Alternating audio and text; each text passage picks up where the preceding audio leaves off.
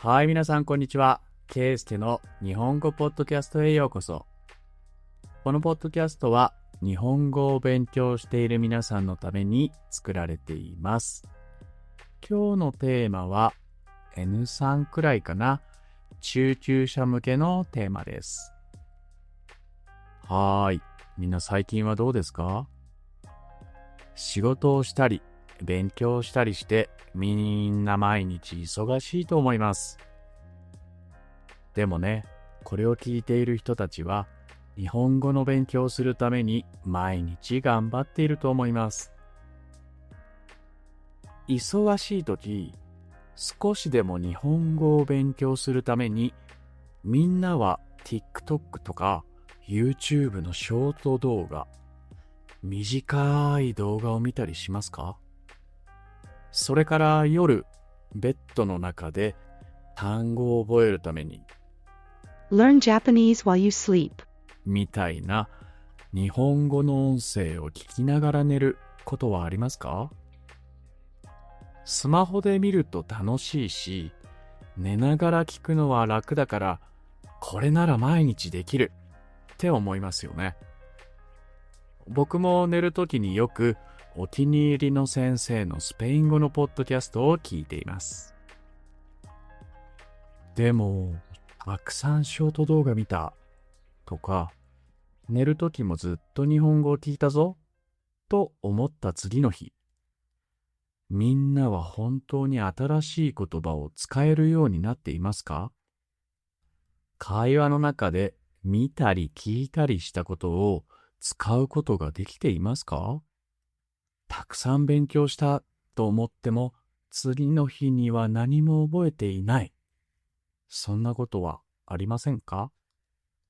はい、今日はショート動画や寝ながらの聞き流しについて気をつけてほしいことをゆっくりお話しします。まず、ショート動画についてです。気をつけてほしいことの一つ目は、動画が短すぎることです。1分や2分の動画では、一番大切な答えしか言えません。でも、勉強は答えだけを知ってもダメなんです。どうしてこの文法を使うの？とか、どんな時はこの文法を使ってはいけないの？という理由を知ることがとても大切なんです。短い動画だけを見ていると、その理由がわからないことが多くなります。だから、テストの時に少し問題が変わると、わからなくなってしまったり、会話の時に間違った使い方をしてしまいます。それから動画を見ている時、みんなは見ているだけになっていませんか？ただ座って画面を見ているだけ。これは自分で考えていない状態です。脳は自分でどうしてかなと考えないと新しいことを覚えられないそうです。ただ流れてくる動画を見るだけでは本当の勉強にならないんです。二つ目の理由は勉強した気になるということです。これは一番怖いですね。ショート動画は音楽があったり、絵があったりして、とてもわかりやすいですよね。見ていると、わかった。ああ、これ面白い。って何度も思います。そうすると、みんなの頭は、自分は今たくさん勉強している。わかるようになった。と勘違いをしてしまうそうです。でもそれは、料理の動画を見ているのと同じことです。美味しそうな料理を作る動画を1時間見ても、自分のお腹はいっぱいにならないし、料理は上手にならないですよね。自分で料理を作らないと、料理は上手になりません。だから、動画を見て分かったことと自分でできることは全然違います。それから、勉強した気になる勘違いのもう一つが、寝ながら聞き流すことです。目を閉じてベッドの中で日本語を聞きながら寝る。これも勉強したっていう気持ちになりますよね。でも残念ですが、これもあまり意味がないそうです。人間が寝ているとき、脳、頭は休んでいます。寝ているときに新しい言葉を覚えることはできないんです。寝ながら聞いていると、みんなの体は全然動いていませんよね。自分で考えていないので、本当に見ているだけと同じ状態です。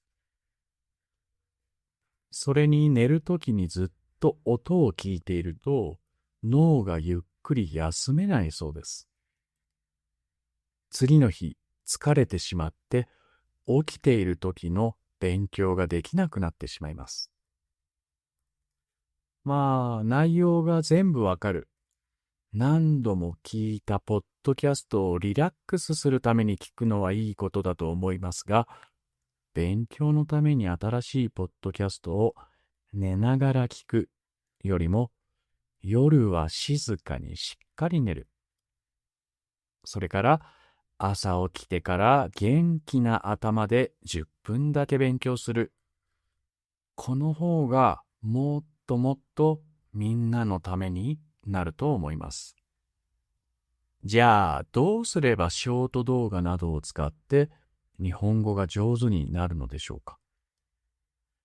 勉強した気になるだけで終わらないための3つのアドバイスがあります。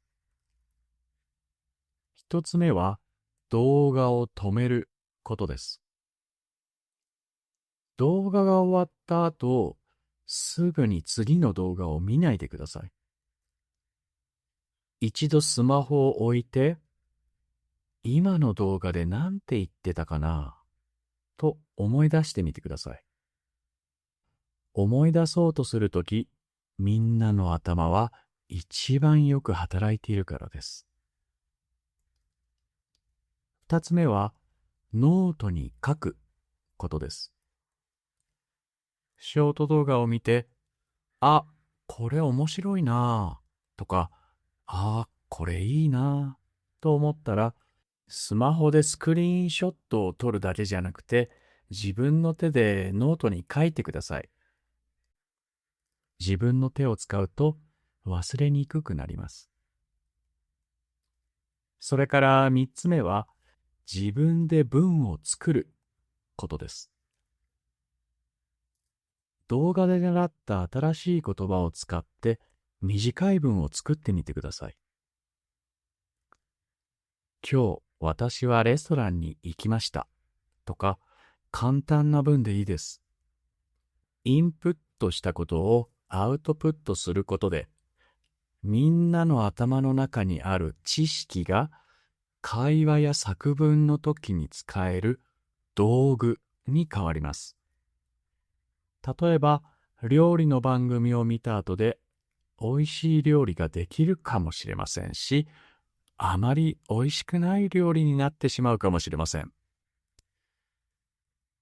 美味しくない料理ができても、次はもうちょっと塩を少なくしようとか、次はもうちょっと火を強くしてお肉を焼いてみようとか、いろいろなことが学べるはずです。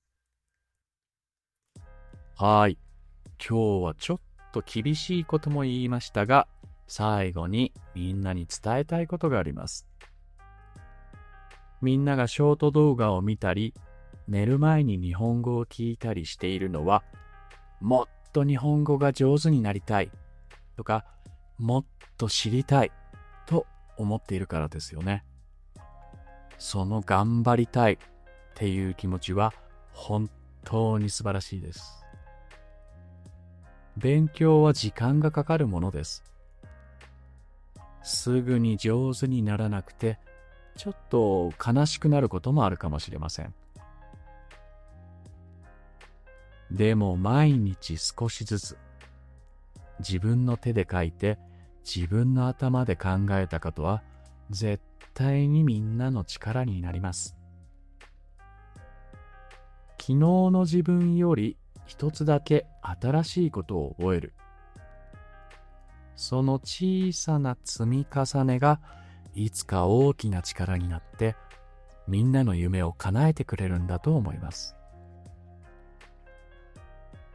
僕はいつも一生懸命勉強しているみんなを尊敬しています。みんなの努力をいつも応援しています。はい。じゃあ今日のポッドキャストはここまでです。いつも最後まで聞いてくれてありがとう。じゃあまたね。バイバイ。